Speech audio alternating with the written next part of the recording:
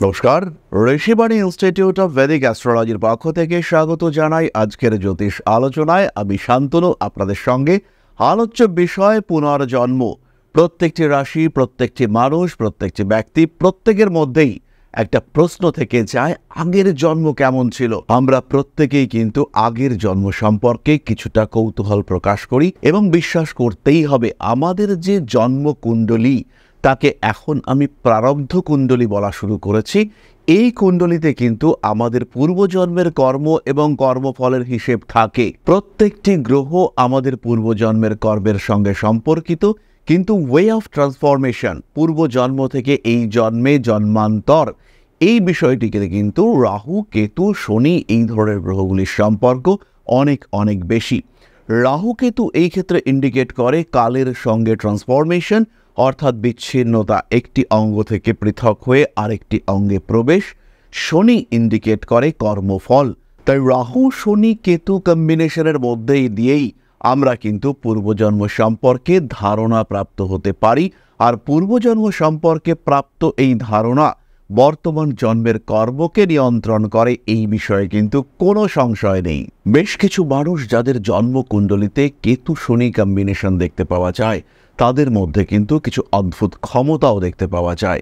তাদের জীবনের অগ্রগতিতে বিভিন্ন ধরনের ডিস্টারবেন্সেস আসতে থাকে এবং দেখতে পাওয়া যায় যে তাদের এই ট্রান্সফরমেশন, তাদের জীবনের এই ঘটনাবহুল অবস্থা, এই সমস্ত বিষয়ের মধ্যে একটা অদ্ভুত অন্যরকম নিয়ন্ত্রণ রয়েছে। আবার যাদের জন্মকুণ্ডলিতে চন্দ্র রাহু রয়েছে, তাদের মধ্যে কোনো রকম স্যাটিসফ্যাকশন নেই। তাদের চিন্তাভাবনা একটু ডিফারেন্ট অন্য মানুষদের থেকে। তারা কিন্তু কনসেন্ট্রেট করতে পারেন না।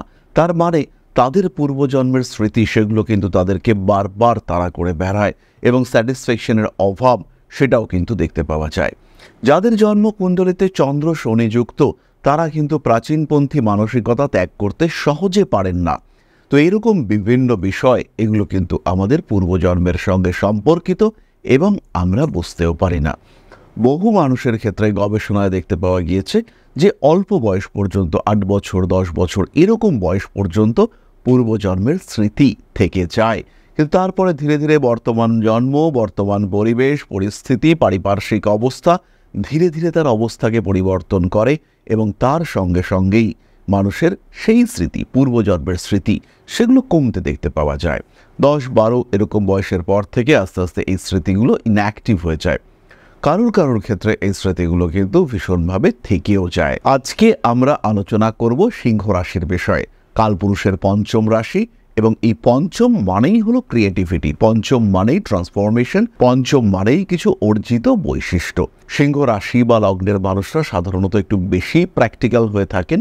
এদের মধ্যে ইমোশনের তুলনায় প্র্যাকটিক্যাল সেন্স এটা অনেক বেশি দেখতে পাওয়া যায়। এই সিংহ রাশি বা লগ্নের মানুষরা, এদের উপরে পূর্বজন্মের প্রভাব কিন্তু বিরাটভাবে পড়ে না, কিন্তু কিছু কিছু মানুষের ক্ষেত্রে, স্পেশালি রাহুর কয়েকটা বিশেষ অবস্থানের ক্ষেত্রে, এই পূর্বজন্মের প্রভাব তাদেরকে তাড়া করে বেড়ায় এবং তারা কিন্তু উপলব্ধি করে পূর্বজন্মের উপস্থিতি, পূর্বজন্মের অনুভূতি, তার অভিজ্ঞতা, সেগুলো এদের জীবনকে প্রভাবিত করে। এরকমই কয়েকটা কম্বিনেশন আমি আপনাদের সঙ্গে শেয়ার করতে চাইব। সিংহ রাশি বা লগ্নে বা ধর্মত্রিকোণে, অর্থাৎ 1-5-9 রাহু অবস্থান করে রয়েছে এবং তার সঙ্গে সঙ্গে শনি কোনো একটা জল তত্ত্বের রাশিতে রয়েছে। হতেই পারে শনি লগ্নেও রয়েছে, সেই ক্ষেত্রেও কিন্তু কাছাকাছি একই রকম এফেক্ট দেখতে পাওয়া যাবে। পূর্বজন্মের কিছু অভিজ্ঞতা তার ক্ষেত্রে কার্যকরী হবে। এই ধরনের মানুষগুলোর ক্ষেত্রে পূর্বজন্মে কিছু অস্বাভাবিকভাবে মৃত্যুর সম্ভাবনা দেখতে পাওয়া যায়। পূর্বজন্মেও কিন্তু এরা কার্মিক প্রকৃতির ছিল এবং বেশ কিছু ডিসিশন তাদেরকে এমন নিতে হতো যেটা খুব গুরুত্বপূর্ণ সমাজের জন্য, রাষ্ট্রের জন্য, তার পরিবারের জন্য। বেশ বড় রকম ক্ষমতাশালী ব্যক্তিত্ব হওয়ার সম্ভাবনা, সেটা কিন্তু এই মানুষগুলির ক্ষেত্রে দেখতে পাওয়া যায় এবং এদের মধ্যে নিয়ন্ত্রণ ক্ষমতা, এটা কিন্তু চরম মাত্রায় থাকে। বর্তমান জন্মে এসে এদের কিন্তু একটি বিশেষ বৈশিষ্ট্য থাকে, এরা কারুর নিয়ন্ত্রণ সহ্য করতে পারেন না। কোনো ঘটনার সামান্যতম পরিবর্তন, কোনো বিষয় পরিকল্পনা বহির্ভূত দিকে অগ্রসর হলেই এরা কিন্তু রেগে যেতে শুরু করেন, এদের মাথা যথেষ্ট গরম হয়ে উঠতে শুরু করে। এই ধরনের মানুষগুলো নিজের কর্মের ক্ষেত্রে পারফেকশনিস্ট হয়ে থাকেন এবং ছোট্ট ছোট্ট বিষয়ে প্রবল অশান্তি এদেরকে তাড়া করে বেড়ায়। কিছু পূর্বার্জিত কর্মফলের সঙ্গে সঙ্গে কিছু অসম্পূর্ণ কার্যের বোঝা এটাও কিন্তু এই মানুষগুলোকে বয়ে বেড়াতে হয়। জীবনে প্রচুর প্রচুর প্রচুর খাটনি এদের ক্ষেত্রে কম্পালসারি হয়ে দাঁড়ায়। একটা অদ্ভুত বিষয় হলো ঈশ্বরের প্রতি ভক্তির অভাব এদের ক্ষেত্রে দেখতে পাওয়া যায় অ্যাপ্রক্সিমেটলি 40 বছর বয়স পর্যন্ত। তারপরে কিন্তু এরা ভীষণভাবে ঈশ্বর নির্ভর হয়ে পড়েন।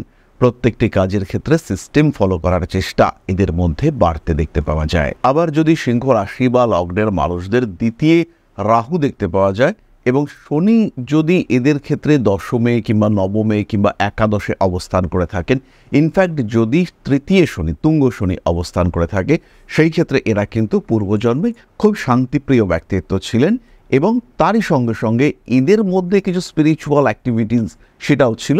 হাতে প্রচুর পয়সা ছিল একটা সময়, কিন্তু শেষ বয়সে তাদের সেই অর্থনৈতিক দিক থেকে একটা স্ট্রেস ফেস করতে হয়েছিল, টাকা পয়সা ফুরিয়ে গিয়েছিল এদের শেষ বয়সের দিকে এসে। এই মানুষগুলির মধ্যে অর্থের প্রতি একটা মোহ দেখতে পাওয়া যায়। সিংহ রাশি বা লগ্নের মানুষ যাদের দ্বিতীয় রাহু থাকে, এরা কিন্তু যথেষ্ট ডিসিপ্লিন লাইফ লিড করবার চেষ্টা করে এবং অর্থ উপার্জন এদের জীবনের অন্যতম বড় উদ্দেশ্য হয়ে দাঁড়ায়। টাকা পয়সা, সোনা দানা, প্রপার্টি, ক্ষমতা, এই সমস্ত বিষয়ের প্রতি এদের একটা মোহ দেখতে পাওয়া যায়। এই মানুষগুলি তাদের পারিবারিক জীবনে পূর্বজন্মে যথেষ্ট সুখী এবং তৃপ্ত জীবনযাপন করেছিল, কিন্তু তা সত্ত্বেও এরা এদের দম্পতিকে কিছুটা ইগনোর করেছিল এবং এই ইগনোর করবার মানসিকতা, এদের এই ইগনোরেন্সের ইম্প্যাক্ট সেটা কিন্তু এই জন্মেও দেখতে পাওয়া যায় এবং এরা এদের বাক্য, এদের কথাবার্তা ইত্যাদি কারণে এই জন্মে কিন্তু কিছুটা হলেও ডিস্টার্ব, লাঞ্ছিত হয়ে থাকেন, সমস্যাগ্রস্ত হয়ে থাকেন। বর্তমান জন্মে এদের কর্মের মধ্যে বহুমুখিতা দেখতে পাওয়া যায়। আবার যদি কারোর জন্মকুণ্ডলিতে রাহু শনি কম্বাইন করে অষ্টমে অবস্থান করে, সেই ক্ষেত্রে এদের জীবনে কিন্তু পদে পদে ঘাত প্রতিঘাত দেখতে পাওয়া যায়। এই ধরনের মানুষদের পূর্বজন্ম কিন্তু বেশ রোমহর্ষক। এরা পূর্বজন্মে ক্ষমতা উপভোগ করেছেন এবং সেই ক্ষমতার অপব্যবহার সেটাও কিন্তু এদের ক্ষেত্রে ছিল এবং কোনো কোনো সময় দেখতে পাওয়া যায় যে এই রাহু শনি 8 নম্বর ভাবের কম্বিনেশন এদের জীবনে কিন্তু প্রচুর পূর্বজন্মের স্মৃতি কানেকশন এইটা তৈরি করেছিল। পারিবারিক সমস্যা বা পরিবার বহির্ভূত সমস্যা, তার সঙ্গে সঙ্গে শারীরিক সমস্যা এবং নিজের দোষে সৃষ্ট, নিজের কু অভ্যাসের ফলে সৃষ্ট শারীরিক সমস্যা এদেরকে ফেস করতে হয়। আরেকটি বিষয়, এই মানুষগুলি কিন্তু অর্থের দিক থেকে ভীষণ সচেতন। কোনো না কোনো সময়, কোনো না কোনো পরিস্থিতিতে একটি বা দুটি ভুল, কোনো একটা বড় লোন, কোনো একটা নেগেটিভ পার্টনারশিপ, এগুলির কারণে এদের জীবন কিন্তু যথেষ্ট জটিল হয়ে পড়ে। আরও একটি কম্বিনেশন আমি বলবো, চতুর্থে বা দ্বাদশের রাহু রয়েছে, এর সঙ্গে সঙ্গে কাম ত্রিকোণ 3, 7, 11 এর মধ্যে শনিদেব অবস্থান করে রয়েছেন। এই মানুষগুলিও কিন্তু পূর্বজন্মের দ্বারা ভীষণভাবে প্রভাবিত হয়ে থাকেন এবং এদের পূর্বজন্মে কিছু নিম্ন শ্রেণীর বৃত্তিতে সংযুক্ত থাকার সম্ভাবনা দেখতে পাওয়া যায়। কষ্টার্জিত অর্থ, প্রচুর পরিশ্রমের ফলে এরা অর্থ উপার্জন করেছিলেন এবং বর্তমান জন্মে এদের এই কষ্ট ব্যাপারটাকে ভীষণ গুরুত্ব দেওয়ার প্রবণতা এটা দেখতে পাওয়া যায়। এরা এদের নিজেদের কষ্টের ক্ষেত্রটিকে চরম গুরুত্ব দিয়ে থাকেন। কি করছেন, কিভাবে করছেন, প্রত্যেকটি ক্ষেত্রে উন্নতি করতে হবে এবং কষ্টের মাধ্যমে উন্নতি করতে হবে, এই ব্যাপারটা এদের মধ্যে খুব স্পষ্টভাবে দেখতে পাওয়া যায়। এরা নিজেদের কর্মের ক্ষেত্রে সচেতন এবং যথেষ্ট তৎপর, আর প্রত্যেকটি ক্ষেত্রে অনেস্টি, এই বিষয়টা কিন্তু এরা এদের আগের জন্ম থেকেই পেয়ে এসেছেন। এটা এদের মনের মধ্যে একদম তীব্রভাবে দেখতে পাওয়া যায়। সুতরাং পূর্বজন্ম এবং এই পূর্বজন্মের পেশা সম্পর্কে একটা ধারণা এটা আমরা পেতে পারি আমাদের বর্তমান জন্মকুণ্ডলী বা প্রারব্ধ কুণ্ডলী থেকে। কুণ্ডলীকে আমরা কেন প্রারব্ধ কুণ্ডলী বলবো তার কিন্তু একটা বিষয় রয়েছে। আমরা যখন আমাদের জন্মকুণ্ডলী প্রাপ্ত হই, সেটা আমাদের জন্ম মুহূর্ত এবং এই জন্ম মুহূর্তেই আমাদের শরীরে আমাদের আত্মা সেটি কিন্তু অ্যাক্টিভ হয়ে ওঠে। বলা যেতে পারে এই মুহূর্তেই কিন্তু পূর্বজন্মে আত্মার উপস্থিতি থেকে বর্তমান জন্মে আত্মার উপস্থিতির ট্রান্সফরমেশন হতে দেখতে পাওয়া যায় এবং এই মুহূর্তেই পূর্বজন্মের সমস্ত কর্মফল এই জন্মে স্থানান্তরিত হয়। সুতরাং এখন থেকে আমরা অবশ্যই এই জন্মকুণ্ডলীকে প্রারব্ধ কুণ্ডলীও বলতে পারবো। তাহলে এবার আমরা চলে আসব আলোচনার পরবর্তী পর্যায়ে, অর্থাৎ আপনাদের প্রশ্নে জ্যোতিষের উত্তর। তবে তার আগে ছোট্ট একটা বিষয় আপনাদের সঙ্গে শেয়ার করব। আশা করি পরমপিতার আশীর্বাদে সবাই খুব ভালো আছেন। জীবনে চলার পথে বিভিন্ন সময় বিভিন্ন ক্ষেত্রে আমরা প্রত্যেকেই কিছু না কিছু জনহিতকর কার্য করে থাকি। রাস্তায় যদি একজন মানুষ এসে আমাদের কাছে সাহায্য চায়, আমরা যতটুকু সম্ভব তাকে সাহায্য করবার চেষ্টা করি। কখনো কিছু অর্থের বিনিময়ে, কখনো তাকে কিছু খাদ্য সামগ্রী কিনে দিয়ে, কখনো গাছের জল দিয়ে, কখনো পাড়ার রাস্তার কুকুরটিকে খেতে দিয়ে আমরা সমাজের উন্নতি করবার চেষ্টা করি। আমরা সমাজের প্রতি আমাদের সামাজিক দায়বদ্ধতা পালন করবার চেষ্টা করি, কারণ প্রত্যেকেই আমরা মানুষ, প্রত্যেকের মধ্যেই রয়েছে মনুষ্যত্ব, প্রত্যেকেই আমরা অপরকে সাহায্য করবার জন্য অল্প বিস্তর দায়বদ্ধ। এই ভাবনা নিয়েই অধ্যাত্ম, সেবা এবং প্রকৃতি পূজনের ব্রতী হয়েছে আমরা। আপনাদের সহযোগিতায় গঠন হয়েছে পরম ব্রহ্ম মিলন মঠ ও সেবাশ্রম। দীর্ঘদিন ধরেই, প্রায় বিগত 3 বছর ধরে বিভিন্ন সময়ে, বিভিন্ন অবস্থায়, বিভিন্ন পরিস্থিতিতে মানুষের পাশে গিয়ে আমরা দাঁড়িয়েছি। মানুষের পাশে যতটা সম্ভব সাহায্য করবার চেষ্টা আমরা করেছি আমাদের ক্ষুদ্র সামর্থ্যে। বারংবার আমরা পেয়েছি আপনাদের সাহচর্য, বারংবার আপনারা বাড়িয়ে দিয়েছেন আপনাদের সহযোগিতার হাত। তাই আরও একবার আপনাদের সামনে আজ আমি আবার এসেছি পরবর্তী কর্মসূচিকে বাস্তবায়িত করবার জন্য। বিগত দিনগুলিতে বিভিন্ন সময়ে আমরা বিভিন্ন ক্ষেত্রে ডোনেশন কর্মসূচি করেছি। আমরা শীতকালে কম্বল বিতরণ করেছি, মোজা, চটি বিতরণ করেছি, মশারি বিতরণ করেছি ডেঙ্গুর সময়, করোনার সময় খাদ্য সামগ্রী বিতরণ করেছি আমরা। তার সঙ্গে সঙ্গে ছোট ছোট শিশুদের পড়াশুনো এগিয়ে যাওয়ার জন্য সারা বছরের সমস্ত শিক্ষা উপকরণ আমরা বিতরণ করেছি। তাদের সঙ্গে আমরা সময় কাটিয়েছি। এদের শিক্ষার ক্ষেত্রে যাতে ডেভেলপমেন্ট হয়, তাই বেশ কিছু এলাকায় আমরা সম্পূর্ণ বিনামূল্য কোচিং সেন্টার পরিচালনা করছি। এবং বিশেষ বিষয়টি হলো যে প্রত্যেকটি ক্ষেত্রেই আপনারা কিন্তু প্রত্যক্ষ বা পরোক্ষভাবে আমাদের সঙ্গে আছেন। এই কর্মসূচিগুলিকে সঠিকভাবে এগিয়ে নিয়ে যাওয়ার জন্য এবার প্রয়োজন হয়ে পড়েছে একটি পরিকাঠামো, একটি সুগঠিত আশ্রমের, যেখানে বেশ কিছু মানুষ আশ্রয় পাবে, যেখানে বেশ কিছু বৃদ্ধ বৃদ্ধা তাদের দিনগুলিকে আরেকটু খুশির মধ্যে নিয়ে আসতে পারবেন, যেখানে বেশ কিছু অসহায় শিশু তাদের অভিভাবক খুঁজে পাবে, যেখানে বেশ কিছু নিষ্পাপ প্রাণ বিকশিত হওয়ার সুযোগ পাবে, যেখানে বেশ কিছু নিষ্পাপ প্রাণী তারা তাদের আশ্রয় খুঁজে পাবে। এই আশ্রম পরিকল্পনার জন্য, তার পরিকাঠামো নির্মাণের জন্য আমরা একটি জায়গা সিলেক্ট করেছি।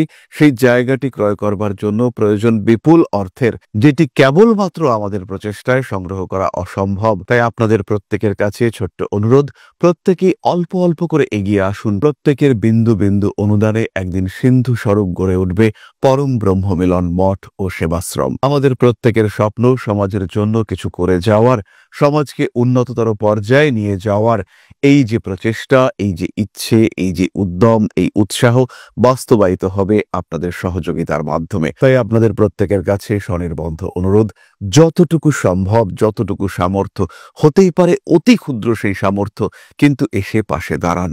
ইতিমধ্যেই বহু মানুষ তাদের যথাসম্ভব সাহায্যের হাত আমাদের দিকে বাড়িয়েছেন। আমরা তাদের প্রতি কৃতজ্ঞ, আমাদের আন্তরিক ধন্যবাদ আমরা জানাই তাদের প্রতি। এবং আপনাদের কাছেও আমাদের অনুরোধ, আপনারাও একটু একটু করে এগিয়ে আসুন। সবাই যদি অল্প অল্প করে এগিয়ে আসি, তাহলেই কিন্তু বিরাট কোনো স্বপ্ন বাস্তবায়িত হতে পারবে। সকলেই যদি অল্প অল্প করে এগিয়ে আসি, তাহলেই কিন্তু বিরাট এই মহান কর্ম বাস্তবায়িত হতে পারবে। একদিন আমার আপনার প্রত্যেকের স্বপ্ন পরম ব্রহ্ম মিলন মঠ ও সেবাশ্রম আধ্যাত্ম, সেবা এবং প্রকৃতি পূজনের এই মহান দায়িত্ব নিয়ে এগিয়ে আসতে পারবে, একটি জায়গা তৈরি করতে সক্ষম হবে। সবাইকে জানাই অগ্রিম ধন্যবাদ এবং শুভেচ্ছা। সবাই খুব ভালো থাকবেন। নমস্কার। তাহলে এবার আমরা চলে আসব আপনাদের প্রশ্ন প্রসঙ্গে। প্রশ্ন করেছেন অনন্যা মণ্ডল, 22/8/2000, টাইম 8টা 5 PM, location Krishnanagar, Nadia. Married life কেমন যাবে, 7 ইয়ার্সের সম্পর্ক রয়েছে, সরকারি চাকরির যোগ রয়েছে কিনা কাইন্ডলি জানাবেন। অনন্যা, বিবাহিত জীবন ঠিকঠাক। তোমার মধ্যে একটা অদ্ভুত হিলিং পাওয়ার রয়েছে, যেটার কারণে তোমার সঙ্গে মানুষের সম্পর্ক ধীরে ধীরে ভালো হতে থাকে, এবং তোমার যে কেয়ারিং অ্যাটিটিউড, তার জন্য কিন্তু তোমার বিবাহিত জীবন ভালো যাবে। সরকারি চাকরির ক্ষেত্রে সমস্যা রয়েছে, এটা বলাই বাহুল্য। পশ্চিমবঙ্গে বা বর্তমান সময়ে ভারতবর্ষেও বলা যেতে পারে সরকারি চাকরি যথেষ্ট দুর্লভ। তো চাকরির যোগ নেই বলবো না, কিন্তু এই ক্ষেত্রে চাকরির জন্য অতিরিক্ত অপেক্ষা এটা না করাই উচিত। বুধের জন্য কিছুটা প্রতিকার তোমার জন্য ভীষণ সাপোর্টিভ হবে। তাই দেরি না করে বুধের জন্য ব্যাকআপ, রেমেডি ইত্যাদি নেওয়া যেতে পারে। তাহলে আজকের আলোচনা আমরা আর দীর্ঘায়িত করব না। সবাই সুস্থ থাকুন, ভালো থাকুন। মা শ্রী শ্রী আদিশক্তির আশীর্বাদে আপনাদের জীবন আরো আরো আরো সুন্দর হয়ে উঠুক, আরো সমৃদ্ধ হয়ে উঠুক। জয় মা আদিশক্তি। নমস্কার। ওং अकारादि पंचाशद्वर्णेभ्यो स्वाहा। ओं प्रतिपादादि तिथिभ्यो स्वाहा। ओं कृष्णपक्षाय स्वाहा। ओं शुक्लपक्षाय स्वाहा। ओं अमावस्याय स्वाहा। ओं पूर्णिमाय स्वाहा।